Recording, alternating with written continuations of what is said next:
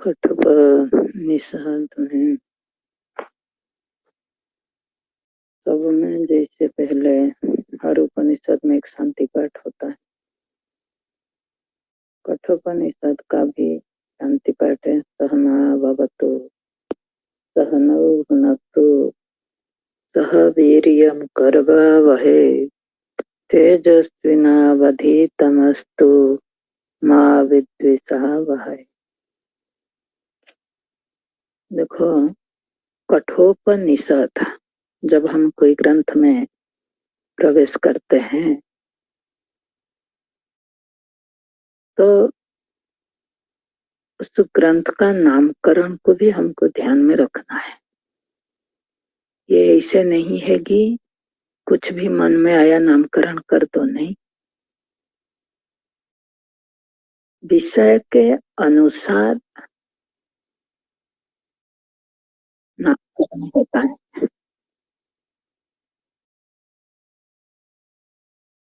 कठ मतलब कठिन, काष्ठ, उपनिषद, काष्ठ एव उपनिषद। उपनिषद शब्द का अर्थ हमने क्या किया था? विद्या इति उच्यते। वो पदार्थ मैंने भेद किया था, जो उपनिषद धातु, वो शब्द को हमने खोला था कि उपनिषद शब्द बना कैसे। सद धातु से, ये सब संस्कृत का भाषा है इसलिए आपको मैं उधर लेती नहीं, लेकिन अर्थ वहां से कैसे प्रकट होता है वो आपको जानना चाहिए। तो उस उपनिषद शब्द में जो हमारा जीवन का लक्ष्य है, उस उपनिषद शब्द के अंतर्गत छिपा हुआ है। हमने 3 अर्थ बताया था, गति, अवसाधन, विसरण। गति मतलब ज्ञान, ज्ञान जो अज्ञान का निवर्तन करता है, और वो उपनिषद में यह लक्षण घटित होता है। दूसरा, अवसाधन, दुख का अवसाधन करता है। हमारा जीवन में, सबके जीवन में दुख है, लेकिन उपनिषद ऐसे विद्या है, उपनिषद को विद्या कहते हैं। उपनिषद विद्या इति उच्यते। तो उपनिषद ऐसे विद्या है, ऐसे ज्ञान है कि दुख को निवर्तन करने में वो समर्थ है। इसीलिए उपनिषद श्रवण बहुत आवश्यकता है। जीवन के कल्याण के लिए, जीवन का दुख निवर्तन के लिए उपनिषद एकमात्र पंथा है। और हमने कल भी यह बात बताया था, जिसने उपनिषद समझा वो भगवत गीता को समझ सकता है। जिसने उपनिषद को समझा वो भागवत को समझ सकता है। जिसने उपनिषद समझा वो रामायण को समझ सकता है। ऐसी ये विद्या है, सर्वत्र व्याप्त है। इसीलिए ये विद्या जीव मात्र के लिए जरूरत है। कई बार लोग कहते हैं हमारा लिए तो गीता है, हमारा लिए उपनिषद नहीं है, ये हम बैठ करके श्रवण कर सके, ये तो तुम साधु संत के लिए उपनिषद है। नहीं, सबके लिए प्रस्थान सबको करना है। जीव मात्र को प्रस्थान करना है, पहुंचना है। प्रस्थान मतलब क्या? एक स्थान से दूसरे स्थान जाकर के पहुंचना है। आप बताओ, आप चलते हैं पहुंचने के लिए या चलने के लिए? हम चलते इसीलिए है कि बहुत जन्म जन्म से हम चल रहे हैं, लेकिन कहीं ठहर नहीं पा रहे, पहुंच नहीं पा रहे। हमको एक स्थान पर बैठना है पहुंचकर,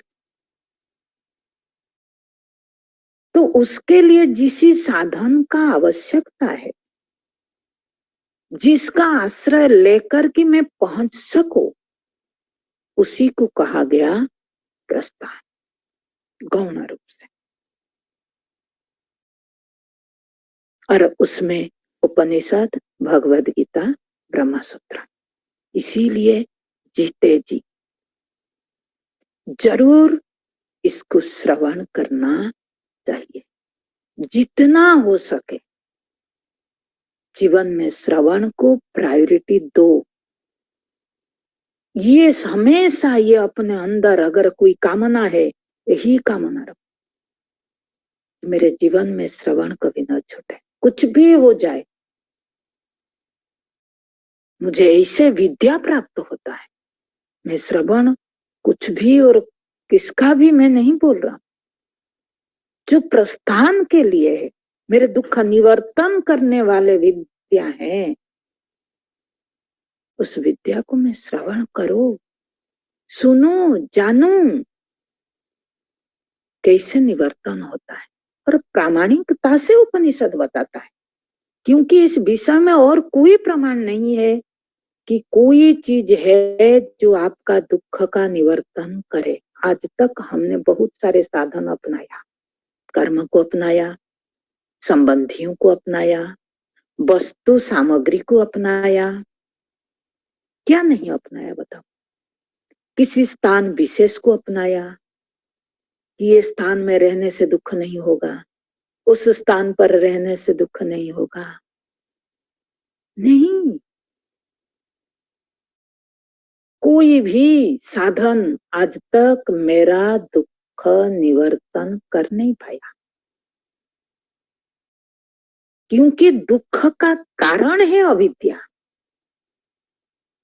दुख का कारण है मोह, दुख का कारण है नासमझ। इसीलिए दुख निवृत्ति ज्ञान से ही संभव है। और कर्म, उपासना, जप, तप, पूजा पाठ कुछ भी करो, दिन भर लगे रहो, लेकिन उसमें आपका दुख निवृत्ति हो नहीं सकता। इसलिए उपनिषद रूपी विद्या जीवन में जरूरत है। दो लक्षण यहाँ घटित होता है। तीसरा लक्षण अवसाधन, विसरण। विसरण मतलब संसार का विसरण कर देता है। जो संसरण में हम पड़े हैं, सरक रहे हैं, कभी कर्तृत्व में, कभी भोक्तृत्व में, कभी यश के लिए, कभी प्रशंसा के लिए, कभी इसी में हमारा अपने व्यक्तित्व का पहचान को दिखाने के चक्कर में, इससे बड़ा संसार और क्या है? संसार क्या करता है बताओ? संसार मतलब मेरा जो मैंने पहचान बनाई, वो पहचान को मजबूत करने में जो कुछ प्रवृत्तियां हम करते हैं, सब कुछ संसार है। जितना संसार को विस्तार से समझोगे, सबके लिए बहुत अच्छा है। एक शब्द लेकर के पकड़ने से कुछ नहीं होगा। संसार हमारा अंदर किस रूप में फैला हुआ है, कैसे कैसे विस्तारित हुआ है, उस व्यवहार हमारा व्यक्तित्व को कितना मजबूत कर रहा है, और उस संसार को उखाड़ फेंकना है।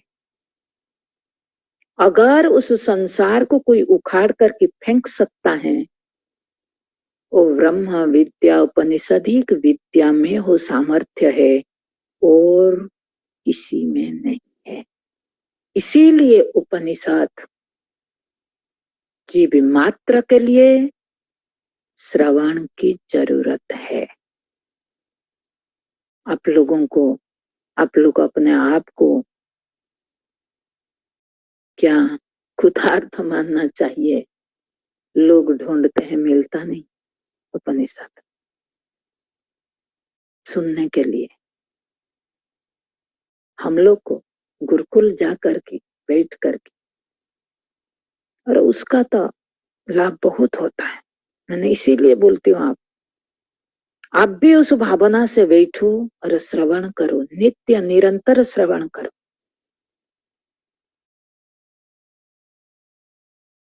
कई बार लोग कहते हैं एक क्लास मिस हो जाए तो हम, हाँ, एक क्लास मिस हो जाने से दूसरा क्लास आपको पकड़ नहीं आएगा, क्योंकि ये ऐसी विद्या है। हम रोज रोज एक ही बात नहीं बोलते, तो आपको दो चार शब्द होता तो आपको रोज रोज नहीं करना पड़ता। हाँ, हमको पता है आज का क्लास में ये कहा जाएगा, कल का क्लास में वो कहा जाएगा। वो तो ऐसा है ही नहीं। आप देख रहे हैं, जो लोग वास्तविक श्रवण कर रहे हैं उन लोगों को पता होगा।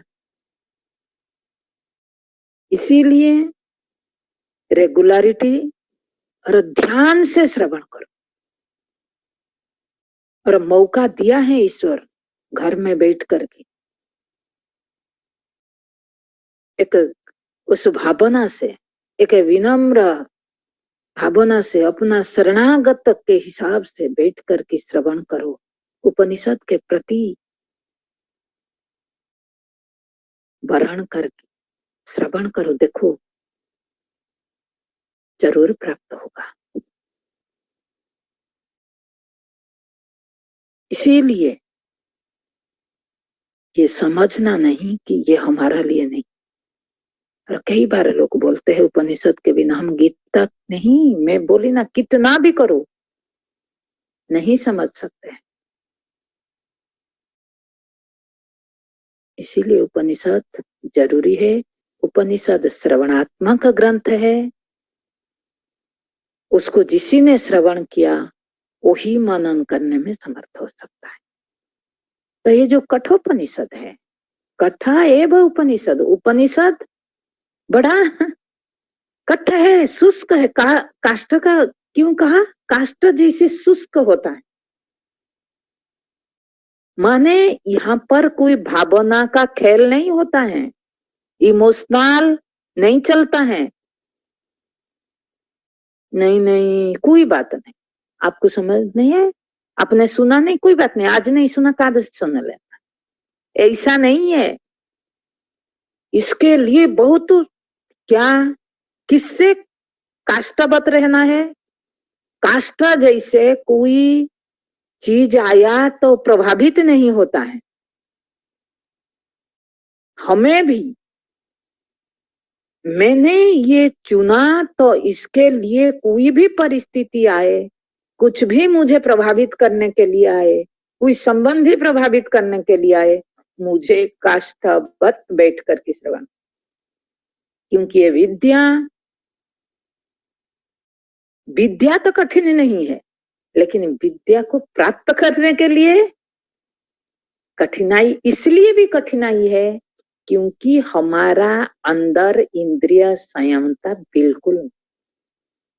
कठिनाई नहीं होता अगर हम जन्म जन्म से अनादिकाल से बहिर्मुख नहीं होते हैं। जो अंतर्मुखी है उनके लिए तो हाथ में अमला जैसा है, जो बहिर्मुख है उसके लिए कठिन है। जिसको ये कठिन लगता है, लगता है, तो उसके बहिर्मुखता को आप खुद देखना। दूसरा, काष्ठ तो शुष्क दिखता है, लेकिन काष्ठ के अंदर भी जल होता है ना? नहीं, काष्ठ काटने पर आप देखोगे अंदर से पानी निकलता है। लेकिन बाहर काष्ठ में पानी दिखाई नहीं देता है। उसी तरफ ये ब्रह्म विद्या ऐसी है, बाहर से आपको सूखा लगेगी, लेकिन काटने पर अंदर से जल निकलेगा, रस। हम जितना ये आत्मविद्या के अंदर प्रवेश करेंगे, उसके गहराई में प्रवेश करेंगे, इसको जितना काटते छाटते जाएंगे, उसके अंदर से उतना उतना रस प्राप्त होगा। ये उपनिषद ऐसा है, इसीलिए ये उपनिषद का नाम कठोपनिषद रखा गया। और इसका दूसरा भी अर्थ इसे किया जाता है कि कठ नामक एक ऋषि थे, उस ऋषि इस उपनिषद को, मंत्र को देखा और इस मंत्र का उपदेश करने के कारण उस ऋषि के नाम से उपनिषद का नाम रखा गया कठोपनिषद। ये नामकरण है।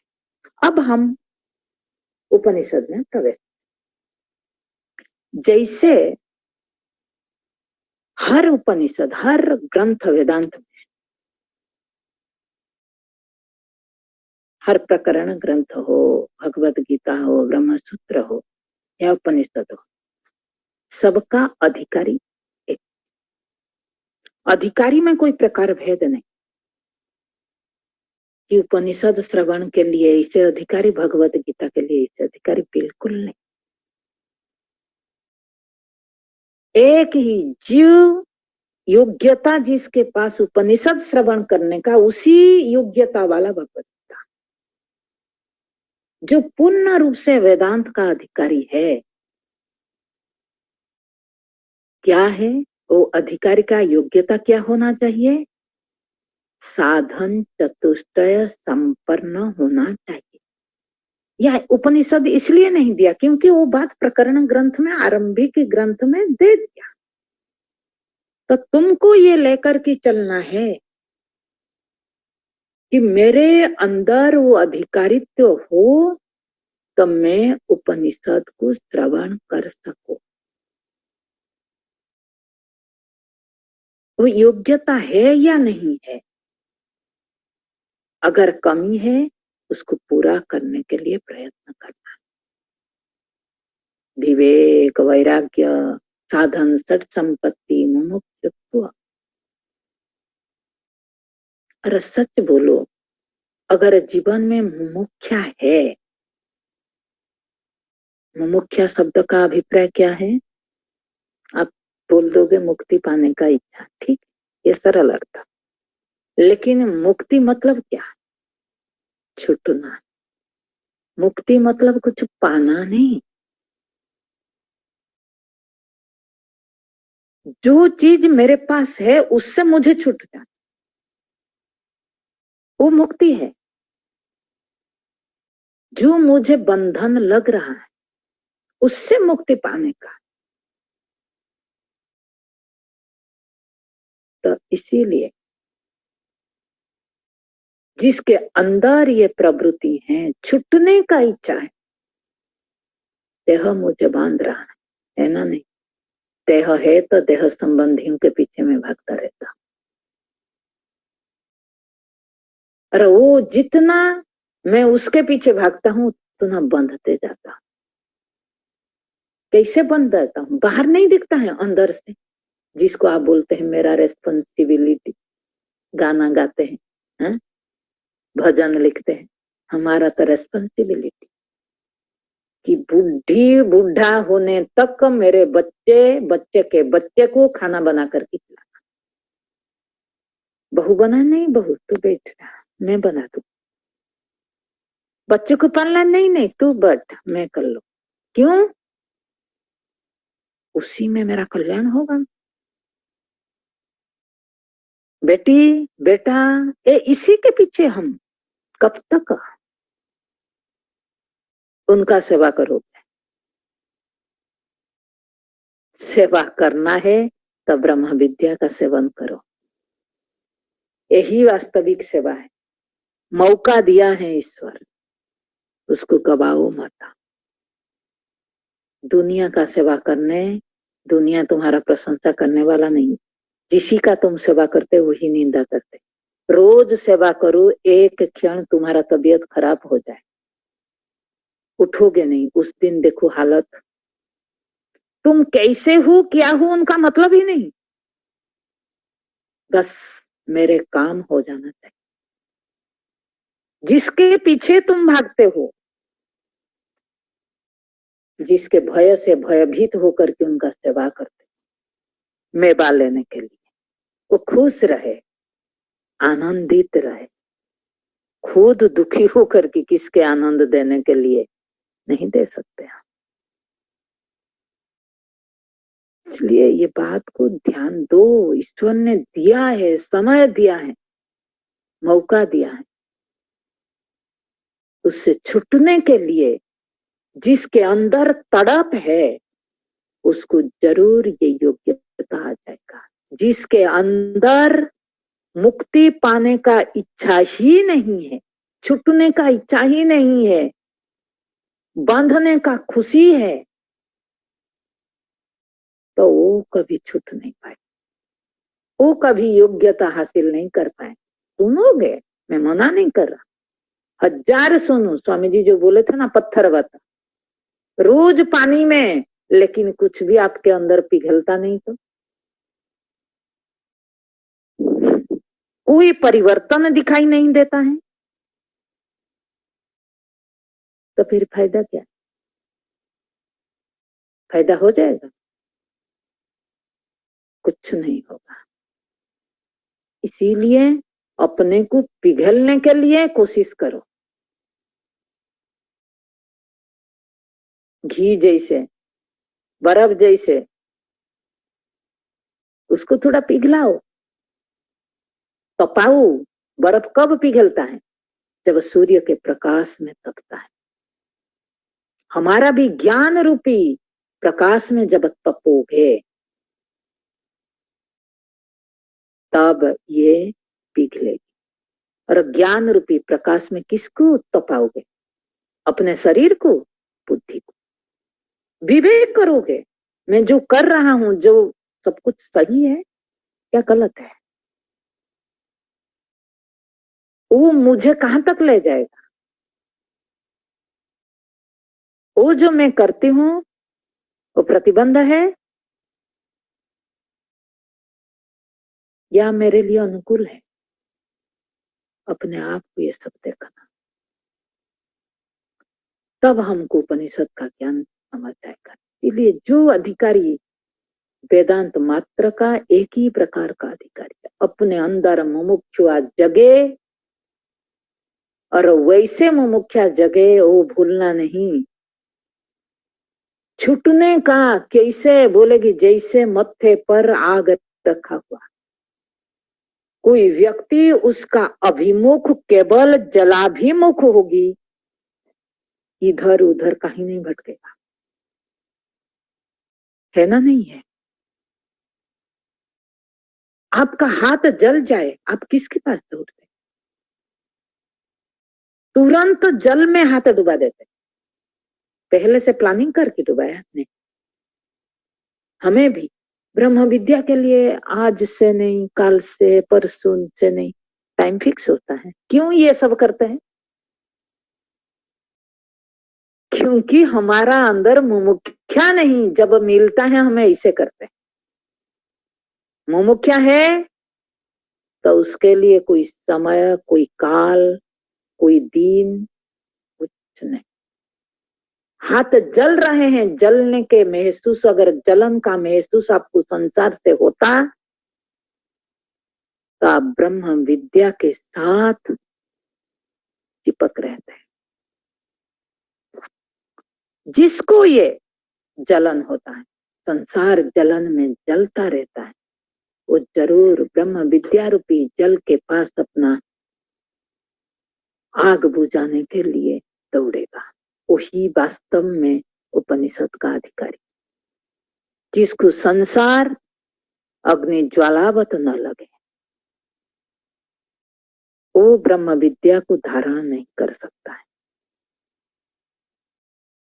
इसीलिए धारण करने के लिए आपके अंदर वो योग्यता को पैदा करो, ये है अधिकारी। और उपनिषद का विषय वस्तु वेदांत का ही विषय वस्तु। वेदांत उपनिषद एक ही है, हर उपनिषद का विषय अलग नहीं है, एक ही है। क्या? जीवे ब्रह्मेव नाः परा, अद्वैत सिद्धि, द्वैत है नहीं। ये सिद्धांत मेरे बुद्धि में निष्ठा बन जाए, बुद्धि को गला दे। और एक कठोपनिषद का भी विषय हो, अधिकारी, विषय, प्रयोजन। प्रयोजन दुख निवृत्ति, अनुबंध को देखना। जब भी आप ग्रंथ में प्रवेश करते हैं, पहले अनुबंध को देखना, इस ग्रंथ का अनुबंध क्या है। प्रयोजन क्या? दुख निवृत्ति, क्योंकि विषय ब्रह्म विद्या है और ब्रह्म विद्या का प्रयोजन ही दुख निवृत्ति। और संबंध अधिकारी के विषय के साथ संबंध। अगर अधिकारी नहीं होगे तो विषय के साथ आप अपने आप को संबंध बना नहीं पाओगे।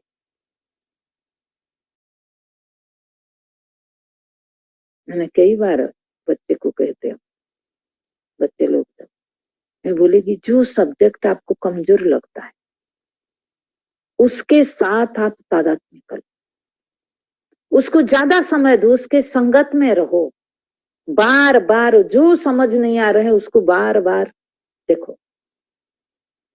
वो ग्रंथ तुम अगर उसको वर्ण करोगे तो तुम्हारा सामने वो झुक जाएगा, तुम्हारा सामने वो खुल जाएगा।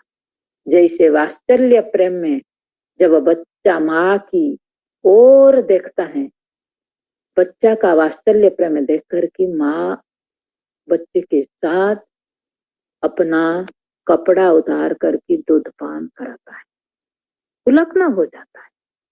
क्यों? वात्सल्य प्रेम। हमारा अंदर अगर वर्ण है, हमने तो अपना अनुभूति कई बार कहते हैं, जीवन में पता कुछ नहीं था लेकिन भगवत गीता प्रति बहुत समर्पण था। हमेशा अंदर एक होता था कि इसको मुझे समझना है क्या इसके अंदर। और वही झुकाव माँ ने अपने सामने कैसे प्रकट हुआ हो, हम प्रतिज्ञा। उस माँ का दर्शन कैसे करते हैं, माँ ने खुद सामने आकर के प्रकट। इसीलिए हमारा वर्ण जैसे श्रुति माता, उपनिषद मतलब क्या? श्रुति माँ है। आप उसके अभिमुख दृष्टि रखो, वो आपके ऊपर रखेगा। संबंध बनाओ उसके साथ, रिश्ता बनाओ। माँ बच्चे में है क्या? वो एक मनुष्य है, ये एक मनुष्य है, लेकिन एक मातृत्व का संबंध पूरा प्यास बुझा देती। अगर संबंध बनाना है तो श्रुति के साथ बनाओ। यह है अधिकारी का विषय के साथ संबंध, अनुबंध चतुष्ट है। अब हम उपनिषद के शांति मंत्र में प्रवेश करते हैं।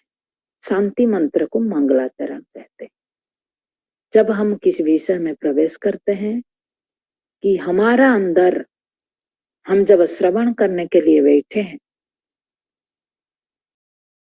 कि ग्रंथ निर्विघ्न में परिसमाप्ति हो, हम जब श्रवण कर रहे हैं, श्रवण काल में गुरु शिष्य आचार्य और श्रोता के बीच में कोई विघ्न न आए, उस विघ्न से निवृत्त होने के लिए शांति पाठ मंगलाचरण के रूप में किया जाता है। विघ्न वास्तव में बाहर नहीं है, विघ्न हमारा अंदर है। बाहर विघ्न जितना प्रभावित नहीं करता है, आपको अपना अंदर का विघ्न प्रभावित करता है। बाहर विघ्न क्यों नहीं, मैंने कहा कोई परिस्थिति मानो आया आपके साथ, वो परिस्थिति के साथ अगर आप संबंध नहीं बनाए तो वो परिस्थिति आपको विघ्न नहीं डाले, है या नहीं? वो परिस्थिति का कामना अगर नहीं है आपके अंदर, वो विघ्न नहीं डाले। और परिस्थिति के प्रति लोभ वृत्ति नहीं है तो विघ्न नहीं डाले। इसीलिए सारे विघ्नों का जड़ मेरे अंदर है, उसके निवर्तन हो। मैं श्रवण के लिए बैठी हूँ, उसके लिए मंगलाचरण, मंगल आचरण, विघ्न से बचा करके रख। 3 तरह विघ्न होता है, आदि दैविक, आदि भौतिक, आध्यात्मिक। वो प्रतिबंधक को रोकने के लिए हम पाठ करते। यहाँ जो शांति पाठ दिया कि केवल अपने लिए नहीं, वक्ता और श्रोता दोनों। क्या दिया? सहन ना सहनौ अबतु, ना दिया वो संधि हो जाएगा तो नौ हो जाएगा। नौ मतलब हम दोनों। कौन? आचार्य और श्रोता। श्रोता, वक्ता, गुरु, शिष्य दोनों को साथ साथ रक्षा करे, इसको प्रार्थना कर रहे हैं। वही परमार्थ विषय है जिसको हम दोनों चाहते हैं। दोनों का जो लक्ष्य है उसी से प्रार्थना कर रहे, और किसी से नहीं। आप रक्षा करें कि हम दोनों की कोई विघ्न न आए उस परमार्थ वस्तु प्राप्ति में। कैसे रक्षा करेगा? क्या तलवार लेकर? क्या चक्र लेकर? जी हाँ। कैसे चक्र? देखो, भागवत में एक कथा आता है अम्बरीश का। अम्बरीश परमात्मा के प्रति इतना समर्पित था कि वो भूल जाता था संसार। परमात्मा को अपने चक्र भेज करके अम्बरीश का राज्य को सुरक्षित रखना पड़ता था। तो परमार्थ हमारा यहाँ कैसे रक्षा करेगा? हमारा जो रक्षण का बात आता है, हमको ये लगता है योग क्षेम का जो चिंता है हम सताता है। योग मतलब क्या? अप्राप्तस्य प्राप्ति, क्षेम मतलब प्राप्तस्य रक्षा। माने जो मेरे पास प्राप्त नहीं है उसको प्राप्त करने के लिए 60 साल तक हमने लगा देते हैं, इसको कहते हैं योग।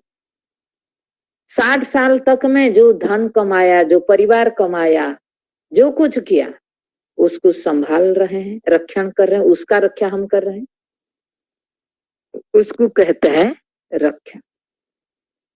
तो कहने का अभिप्राय कि हमारा पूरा आयु हम योग क्षेम में लगा देते हैं।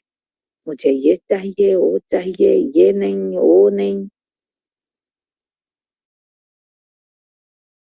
तो जब मैं परमार्थ चिंतन के लिए हम बैठे,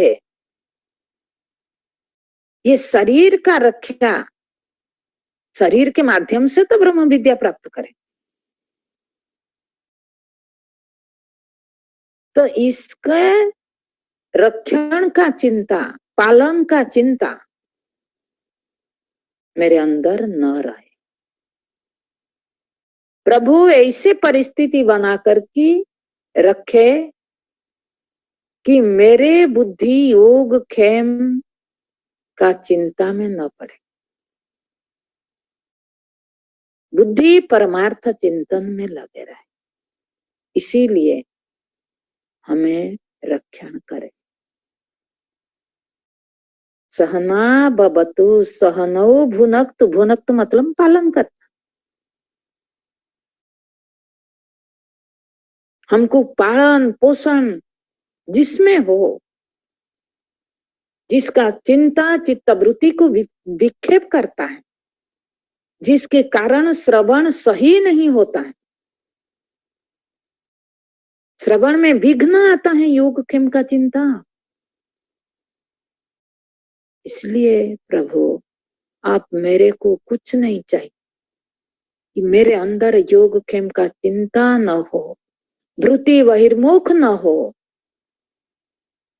मेरे अंदर परमार्थ के चिंतन और आचार्य और दोनों को, हमको दोनों का रक्षा करें।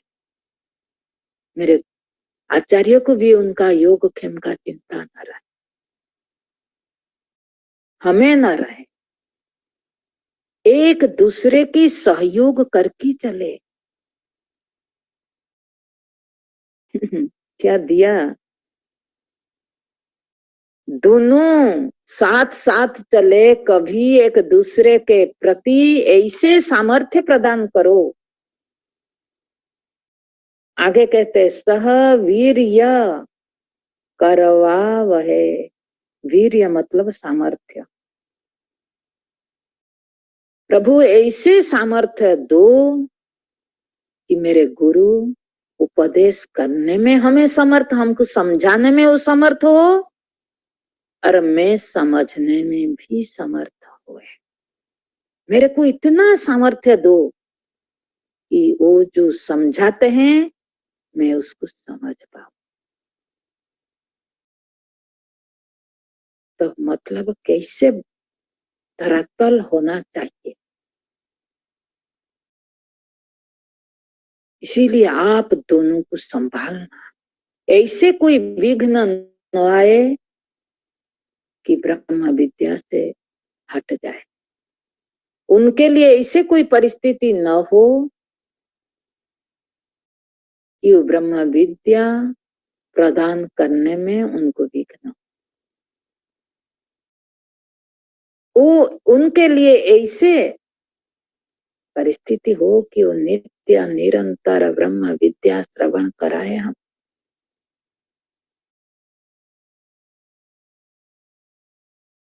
वो सामर्थ्य दो। आगे कहते हैं तेजस्विनावधीतमस्तु, तेजस्वीवान बनाओ। कब तेजस्वी का जरूरत है? विद्या ग्रहण के समय सूक्ष्म बुद्धि चाहिए। तेजस्वी मतलब वो जो तेज, वो जो प्रकाश, वो ज्ञान का प्रकाश को मैं धारण करने में समर्थ हूं।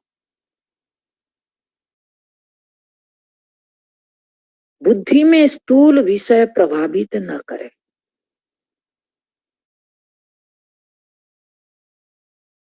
सूक्ष्म विषय में बुद्धि प्रवेश करने में समर्थ हो।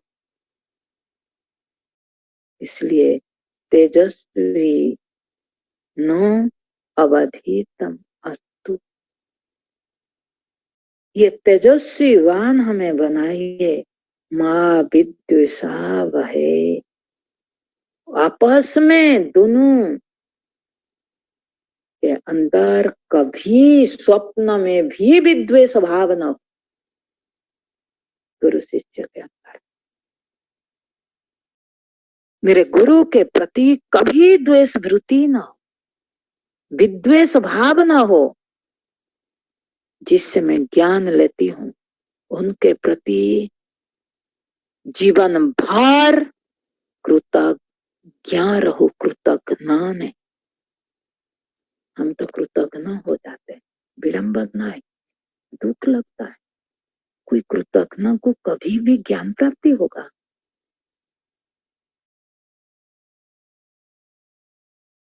इतना बड़ा संपत्ति। मैं कल किसी को बोल रही थी, आपके जीवन में स्थूल वस्तु आपके लिए प्राधान्य है, हमारा लिए ब्रह्म विद्या से कीमती दुनिया में कुछ नहीं। हमको ये दिखता है, आपको दिख नहीं रहा है, आपके लिए भी वो कीमती है, लेकिन आप स्थूल विषय में इतना प्रभावित है, इतना प्रलोभित है, जितना महत्व स्थूल विषय को देते हैं उतना महत्व ब्रह्म विद्या को नहीं देते।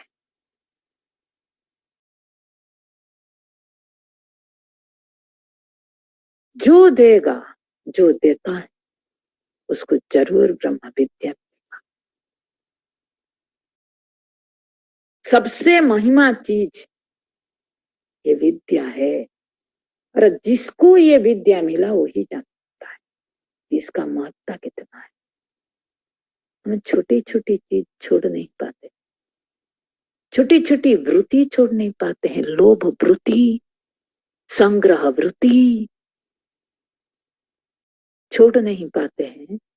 और ब्रह्म विद्या कहाँ जाकर के ठहरे, इतना जान लो ये वृत्ति न छूटे, लोभ वृत्ति, संग्रह वृत्ति, ब्रह्म विद्या वहां ठहरेगा ही नहीं। जिस दिन आप खोखला हो जाओ उस दिन ब्रह्म विद्या जरूर प्रवेश कर जाएगा। जितना स्थूल विषय को संभालने के लिए आप तन्मयता के साथ लगे रहते हैं, काश उतना तन्मय से ब्रह्म विद्या को संभालने में अगर समय लगाते हैं तो जरूर ब्रह्म विद्या आपके जीवन में धारण।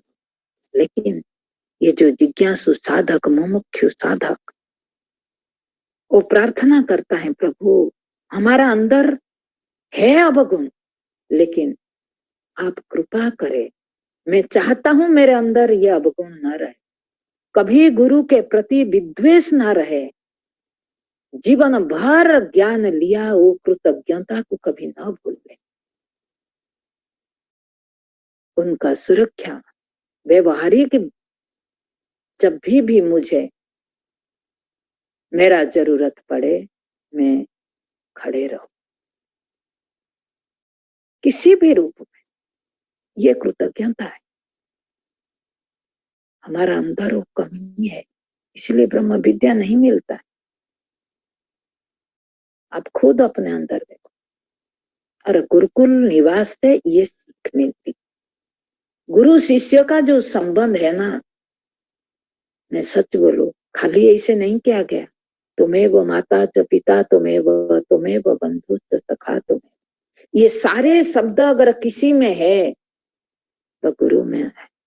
और ये रिश्ता में बार बार कह रहा, जब तक वक्ता श्रोता का रिश्ता नहीं बनता है, आप उनसे जितना दूरी बनाओगे ज्ञान आपसे उतना दूर हो जाएगा। इतना जान, जितना नजदीक उनका डांट पड़े, फटकार पड़े, तब हम हमारा मलिनता को, हमारा जो गंदगी हमारा अंदर पड़ा है, तो गंदगी को हम निकाल सकते हैं। लेकिन कई बार पढ़ने पर लोग सुधरते नहीं है, जैसे को तैसे रहते। क्यों? उनको फर्क नहीं पड़ता, उनके लिए महत्व संसार है, तो फिर वो काम में नहीं है। हमने देखा, हम गुरुकुल में रहे, गुरुकुल निवास, गुरुकुल निवास मतलब कोई मकान में नहीं, गुरु शिष्य की सानिध्यता, वो टुके रुके हमको, तब ये मलिनता हट। हमको आपको टुके रुके तो तुरंत डिक्लेयर हो जाता है एक दूसरे। क्लास में कुछ बोलो न बोलो, गलत तरीका से उसको इंटरप्रिटेशन करते रहते हैं। मैंने इसीलिए बोलती हूँ, जज बन करके आप क्लास सुनते हैं तो आपको काम में नहीं आएगा। बहुत लोग जज बन करके आते हैं, जो मैं भूला नहीं, समझ नहीं आता है उनको, उल्टा समझ करके एक दूसरे के माध्यम से फोन करके बताते, आज ये कह दिया, आज, जब मैं कहा ही नहीं। श्रोता बनोगे? बताओ। विद्वेष भाव रख करके, जिसके अंदर विद्वेष भाव है वो कभी श्रोता हो सकता है? जिसके अंदर दोष दर्शन आप बैठे हैं कि उनमें क्या खोट निकालना है, तो आप तो गुरु है।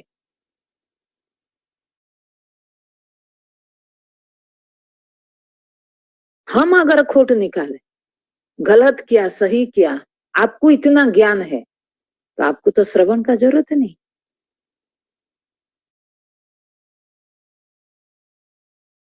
ये विद्वेष भाव है।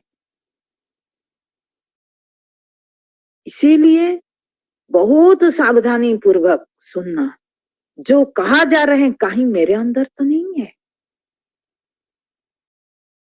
मेरे अंदर है तो उसको मैं निकालू। हाँ, मेरे अंदर है। मैंने बोली ना, हम रोज क्लास से उठते थे, एक दूसरे से बात करते, गुरुजी आज मुझे, गुरुजी जो बोले आज मेरे लिए, ऐसे बोले हम कभी नहीं बोलते थे। ये बोलना नहीं चाहिए हम कभी नहीं बोलते थे। हम बोलते थे गुरुजी ने मुझे,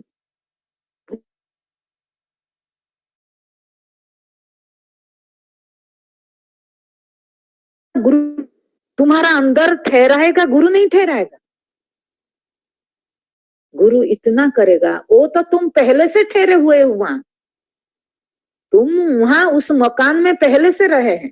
जैसे मैं एक दृष्टांत दूं, आप एक व्यक्ति को नहीं जानते, लेकिन रास्ता में जाते जाते रास्ता इधर उधर भटकते भटकते वही व्यक्ति के घर में तुमने ठहर गए, लेकिन तुमको पता नहीं इस व्यक्ति से मैं मिलना चाहता था, बहुत दिन से मिलना चाहता था। तुमको ये पता ही नहीं, तुम उनके घर में हो। तुम्हारा दोस्त आया, जिसको तुमने कहा था उनके घर जाने के लिए, वो दोस्त मानो अचानक आकर के पहुंच गया। अरे तू इधर कैसे आया? बोला कि मैं इसे जा रहा था किसी गांव और रास्ता में भटक गया, भटकते भटकते यहाँ पहुंच गया। बोला कि तू इतना सालों से मेरे को कह रहा था वहां जाने के लिए, तो तू पहुंच गया? अच्छा, इन्हीं के घर है, मैं यहाँ आना, इनसे मिलना चाहता था। मतलब क्या उन्हीं के घर में वो ठहरे हैं, उनको फिर जाना पड़ेगा क्या? नहीं। उनके बुद्धि में जो समझ नहीं था उनके बारे में, अलग प्रकार का समझ था, वो निवृत्त हो गया। हमें भी गुरु क्या करता है, हमारा अंदर श्रवण के माध्यम से हमारा अंदर जो मलिनता है वो मलिनता का निवर्तन कराता है। तुम तो ब्रह्म हो, उसको क्या स्थापना कर, वो तुम स्थापित हो, वहां ठहरे हो।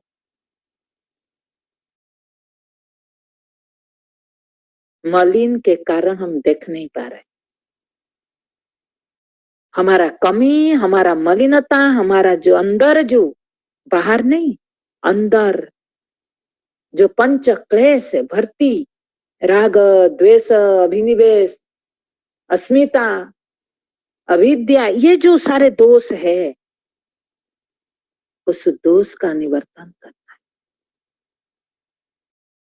इसीलिए कभी प्रार्थना कर होना चाहिए कि गुरु के मेरे प्रति कभी द्वेष भाव न रहे, मेरे उनके प्रति कभी विद्वेष भाव न रहे। एक दूसरे को सहयोग करे, क्योंकि ये विद्या संवाद रूप है, अकेले में उपदेश नहीं होता है।